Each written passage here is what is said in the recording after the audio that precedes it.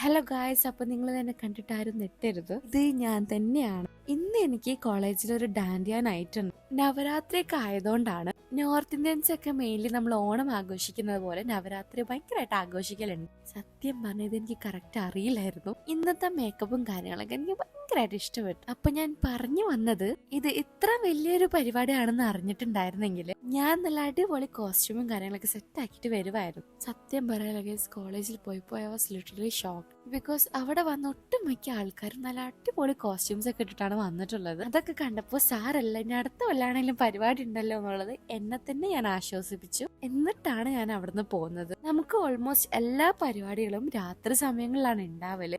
അങ്ങനെ അവിടുത്തെ ഡാൻസും പരിപാടികളൊക്കെ കഴിഞ്ഞപ്പോൾ തന്നെ അത്യാവശ്യം നല്ലോണം ദാഹിച്ചു. അപ്പോൾ ഒരു കോൾഡ് കോഫി ഒക്കെ കുടിച്ചു. പിന്നെ നമ്മൾ കുറച്ച് ഫോട്ടോസ് ഒക്കെ എടുക്കാൻ വേണ്ടിയിട്ട് പോയി. അവിടുന്ന് പിന്നെ കുറച്ച് മലയാളികളെയും പരിചയപ്പെട്ടിട്ടുണ്ടായിരുന്നു. അങ്ങനെ ആകെ ടയേർഡായിട്ട് നേരെ ഹോസ്റ്റലിലോട്ട് ഒരു ഓട്ടോ വിളിച്ച്